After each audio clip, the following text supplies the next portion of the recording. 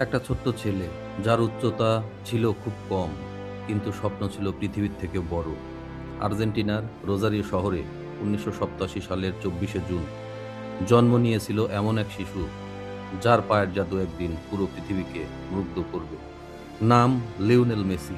ছোটবেলা থেকেই ফুটবল ছিল তার জীবন, কিন্তু ভাগ্য তার জন্য সহজ রাস্তা রাখেনি।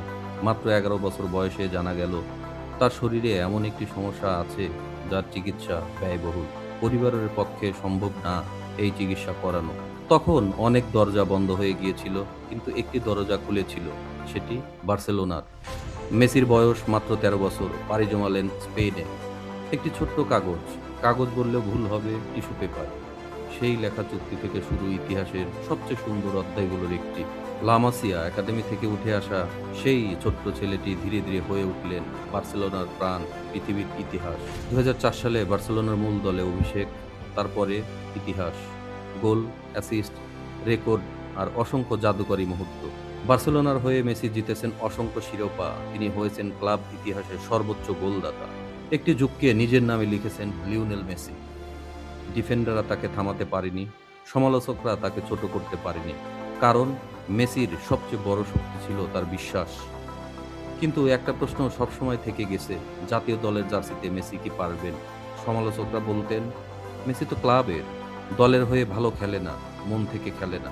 ২০০৬ বিশ্বকাপে মাত্র ১৯ বছর বয়সে বিশ্বমঞ্চে এসেছিলেন নিউলেন মেসি।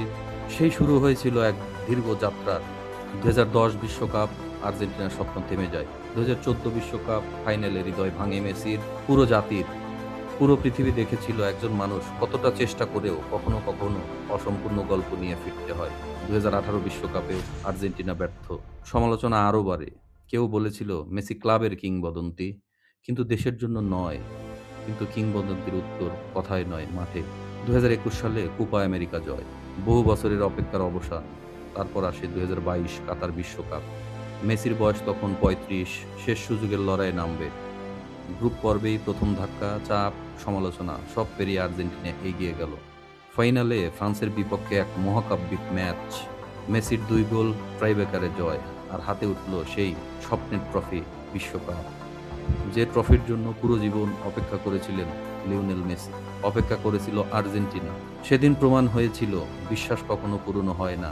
২০২৬ বিশ্বকাপ, ৩৯ বছরের মেসিকে নিয়ে আবার প্রশ্ন ওঠে, তিনি কি পারবেন? শরীর কি সঙ্গ দেবে? বয়স কি থামিয়ে দেবে ফুটবলের এই জাদুকরকে?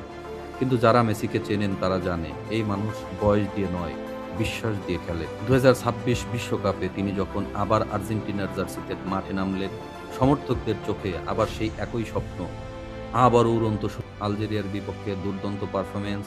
মেসির নেতৃত্ব আবার মনে করিয়ে দেয় রাজা এখনো মাঠে আছেন।